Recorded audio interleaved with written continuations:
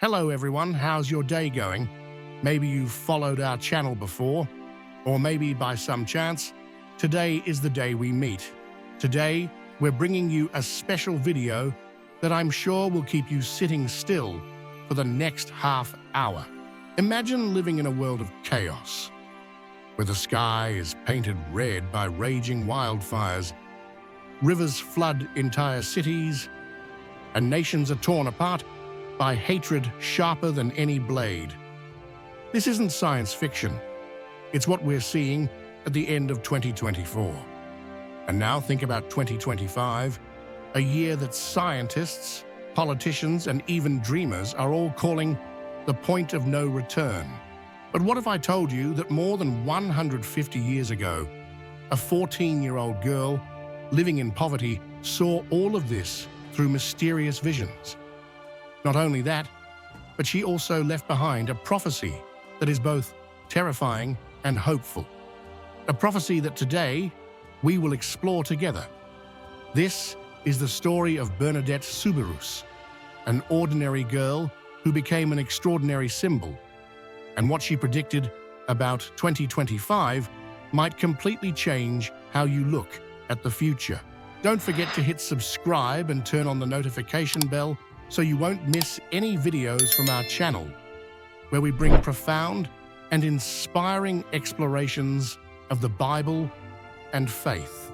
Let's take a step back in time, all the way to 1844, in a small town called Lourdes, nestled at the foot of the Pyrenees Mountains in southern France. On January 7th of that year, a baby girl was born into a poor family, Bernadette Soubirous. She was the eldest of 9 siblings, though not all survived childhood due to hunger and disease. Her father, Francois, was once a miller, but his work had suffered as modern machinery started replacing human labor. Her mother, Louise, worked tirelessly as a laundress to support the family. Their life was so harsh that the Soubirous family had to move into a damp, cold room, a former prison of the town. Imagine that, a large family squeezed into a cramped space, without enough food, no warmth, and the biting cold of the Pyrenees winter. Bernadette grew up in such conditions, frail and asthmatic, making it difficult for her to breathe. She never had the opportunity to attend school regularly and couldn't read or write until she was 14. The only job she had was tending sheep on the barren fields near the village to help her parents. From the outside, Bernadette's life seemed completely ordinary. She was just one of millions of poor children of the time, living in obscurity. But destiny had greater plans for her. On February 11th, 1858, when Bernadette was 14, something extraordinary happened that changed everything. It was an icy cold day, and the wind blew across the desolate fields near Lourdes. Bernadette, along with her sister Toinette and a friend named Jeanne, went to gather firewood along the Gave de Pau River. Because of her fragile health, she couldn't wade through the cold water with the others, so she stayed near a small cave called Massabielle, a place no one noticed, covered in moss and damp. While resting, she heard a strange sound, like a gust of wind, but no trees were moving. She looked up, and there she saw a figure of a woman dressed in pure white, with a blue sash, surrounded by radiant light, like the sun. Bernadette later described the woman as so beautiful that she couldn't fully describe her, but she referred to her as accro, meaning that, in the local dialect, as she didn't know who it was. The woman smiled gently, made the sign of the cross, and invited Bernadette to pray with her. After praying the rosary, the figure disappeared. Bernadette, utterly amazed, told her family. At first, her mother didn't believe her and forbade her from returning, but a strong compulsion led the girl back to the cave many more times. Imagine being in Bernadette's position. You're a poor girl who's never seen anything beyond your small village, and suddenly you encounter a supernatural event. What would you do? With her innocent nature, Bernadette could only kneel and make the sign of the cross, something she had learned from her rare visits to church. But this wasn't the only time. Over the following months, the mysterious woman appeared to her 18 more times, each time bringing messages that Bernadette could not fully comprehend. One day, the mysterious woman who appeared to Bernadette revealed her identity. "I am the Immaculate Conception." This phrase has profound theological meaning, referring to the doctrine of Mary's conception free from original sin, which was officially proclaimed by Pope Pius IX in 1854. The remarkable thing is that Bernadette, a poor peasant girl with little education, had no way of knowing this concept. When she recounted the words of the woman, the local priests and clergy were stunned, as this dogma had only recently been officially recognized by the Church. Not only did the Virgin reveal her identity, but she also delivered spiritual messages to Bernadette, emphasizing the importance of prayer, repentance, and conversion. She urged people to pray for sinners, as God's mercy is always open, ready to welcome those who sincerely repent. Though Bernadette didn't fully understand the meaning of what she heard, she obeyed and humbly conveyed these messages with simplicity and devotion. The event quickly drew the attention of both the church and the local community. The Virgin's messages, relayed through Bernadette, became a driving force for many to return to the faith, practice prayer, and seek forgiveness. Thousands began flocking to the Massabielle cave, where Bernadette had encountered the Virgin, to pray and hope for blessings. But the most extraordinary event occurred on February 25th, 1858. During one apparition, the Virgin instructed Bernadette, "Go drink and wash yourself at the spring." Bernadette was confused. There was no spring, only dry land and stones. Yet she obeyed, knelt, and used her hands to dig into the earth. At first, no one believed her. Onlookers even mocked her, calling her foolish. Then, from the ground, a small stream began to trickle out. The next day, the stream grew larger, and soon enough, it became a real spring. What was truly remarkable was that the water from this spring was unlike any ordinary water. Hundreds, then thousands of people later testified that they were healed after drinking or bathing in it. A blind man claimed to see light for the first time. A woman paralyzed in her arm regained full use of it just minutes after immersing herself in the water. Such stories spread rapidly, turning the Massabielle cave from an unknown place into a major center of attention. Naturally, not everyone believed immediately. Local authorities were skeptical, thinking Bernadette was fabricating the story to attract attention. They interrogated her, threatening to imprison her family if she didn't retract her claims. The Catholic Church was initially cautious, unwilling to accept anything without concrete proof. Bernadette endured tough interrogations, but she remained resolute. She recounted everything with such sincerity and simplicity that even the most skeptical were left bewildered. The final apparition, the Virgin's farewell. On July 16th, 1858, during the 18th apparition, Bernadette returned to the cave to pray. Even though the police had set up barricades, she knelt at the opposite side. There, despite not approaching the cave, Bernadette saw the Virgin appear, more radiant than ever. This was the last time the Virgin appeared to her. Bernadette sought no fame, no wealth. She simply stated that she saw what she saw. Her perseverance, along with the increasingly undeniable miracles from the spring, slowly convinced the people. By 1862, after 4 years of investigation, the church officially recognized Bernadette's visions as supernatural.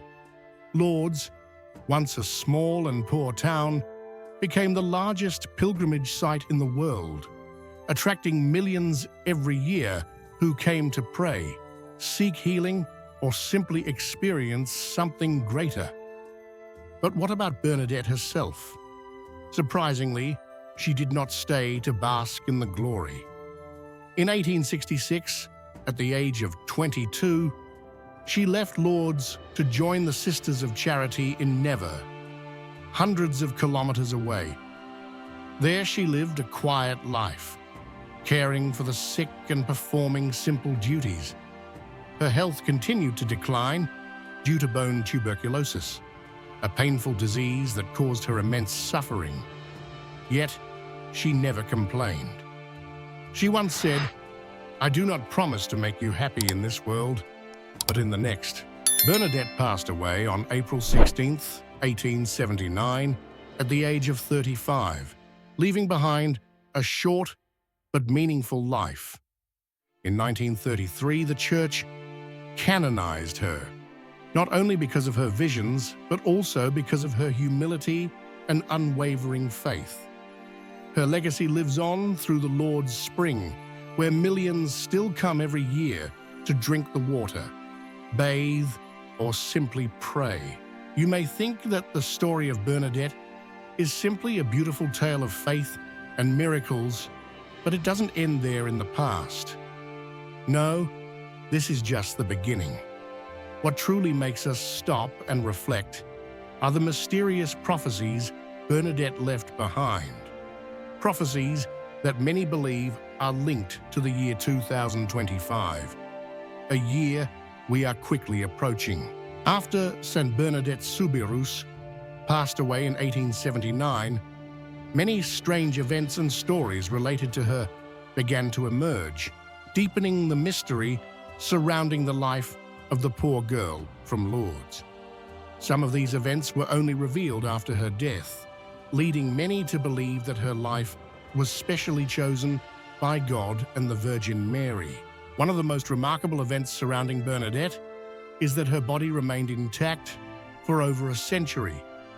In 1909, 30 years after her death, the Church decided to exhume her body to assist in the canonization process.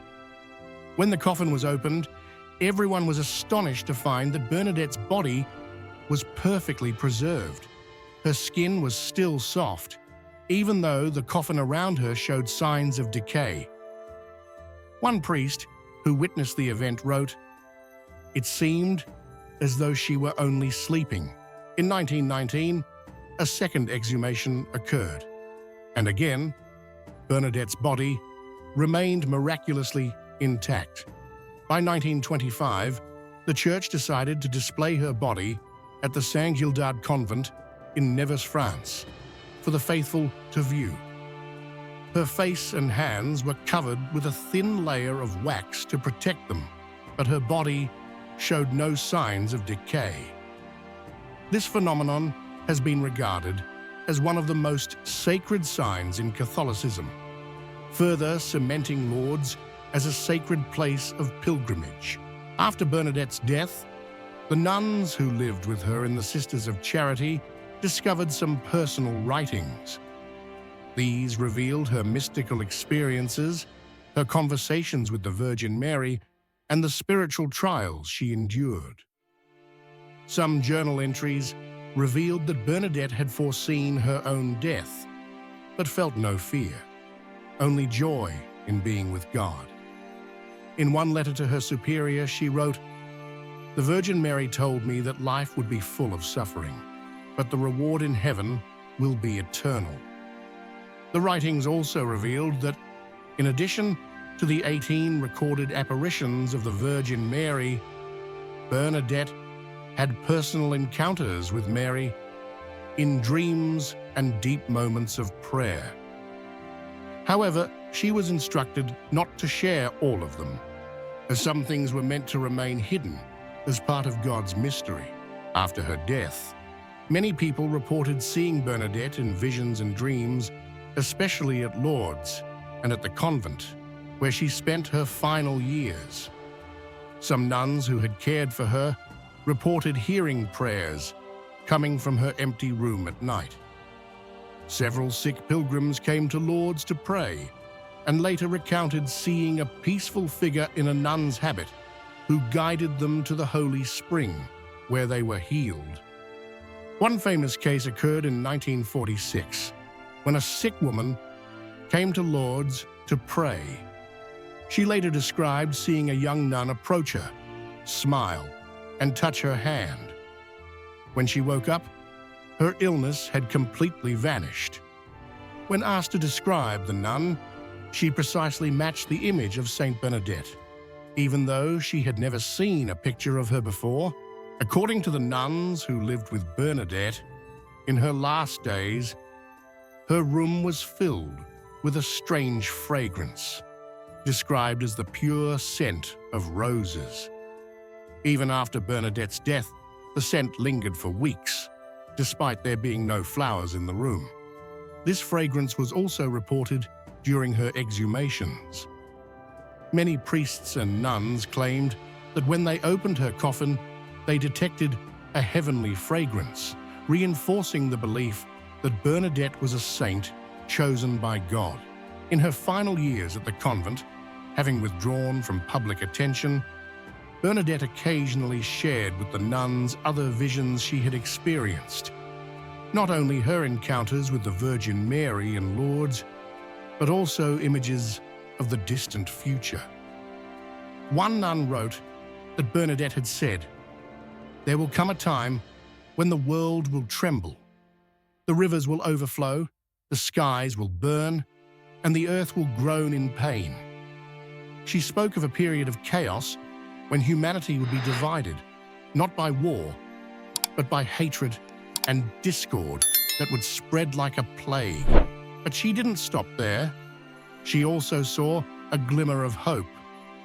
After the darkness, there will be light, faith will be rekindled, and people will find each other in adversity. She even mentioned a mysterious figure, a chosen child, who would emerge from an unexpected place, carrying great spiritual strength to guide humanity through the storms ahead. Let's pause for a moment and think about those words. The river will overflow, the sky will ignite, the earth will groan. Does this sound familiar? Just last year, 2024, we witnessed record-breaking floods in Europe, India, and the US, where thousands lost their homes within hours. Then there were the wildfires in Australia, California, and South America, transforming lush forests into vast seas of red flame, with smoke covering the sky for weeks. Climate scientists warn that we are approaching an irreversible point, where the planet can no longer endure the damage caused by humanity. Bernadette said this over 100 years ago, when no one even knew the terms climate change or greenhouse effect. How could a young girl with no formal education living in the 19th century foresee the very catastrophes we are now facing? Then there's the division she spoke of. Just look at the world today. Global politics are at an all-time high in tension. The US and China are at odds in a trade and tech war, while Russia and the West are experiencing levels of tension unseen since the Cold War. But we don't need to look far. Within every country, we see sharp polarization. In the US, elections have become battlegrounds for misinformation and hatred. In Europe, populism is rising, dividing communities that once thrived in harmony. And social media, which Bernadette never could have imagined, now serves as a tool that magnifies discontent, where harmful rhetoric spreads faster than any disease. Bernadette once said, "Nations will rise against each other with words of hatred." And today, we are living that reality. But what unsettles me the most is the idea of the chosen child. Who could this be? Some people believe it could be a religious leader who will unite the world in times of crisis. Others think it might be a political figure with a transformative vision who will guide the world through unprecedented challenges. However, there are others who believe the child is not a specific individual, but a symbol of a new generation. Young people standing up for change, from Greta Thunberg's climate movements to global social justice protests. Who do you think the chosen child is? Share your thoughts in the discussion so we can all learn. Regardless of who it is, Bernadette's prophecy for 2025 is not just a warning, it's a promise.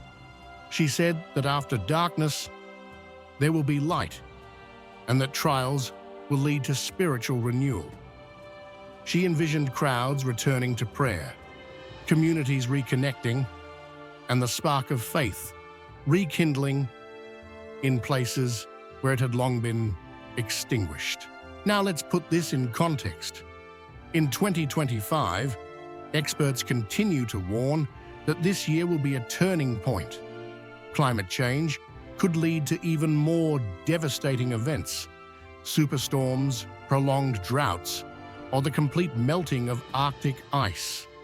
Global politics are unstable. Tensions between powers could lead to unforeseen conflicts, and the social divisions make collaboration more difficult than ever. But amidst all of this, we are also witnessing the signs of hope that Bernadette spoke about. Think back to the 2020 pandemic. Despite being a difficult time, it showed us how humanity can unite. From neighbors helping each other to scientists worldwide collaborating to create a vaccine in record time. Could 2025 be a larger version of that?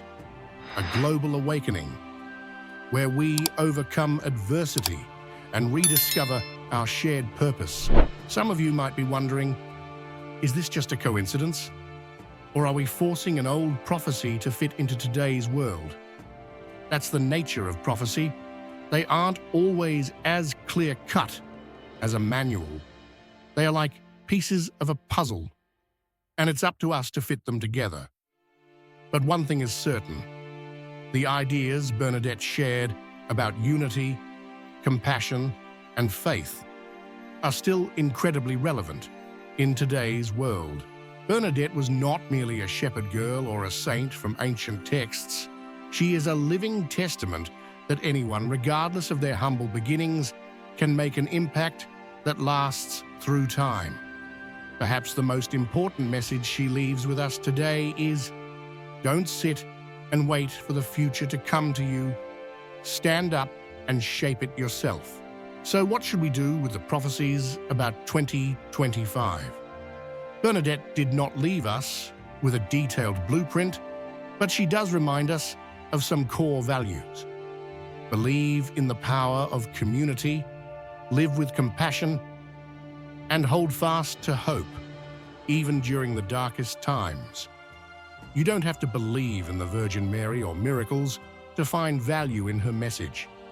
You only need to believe in the potential of humanity, the ability to overcome challenges, the capacity for change, and the possibility of creating a better world. 2025 might turn out to be a nightmare, full of disasters and conflicts that we wish to avoid.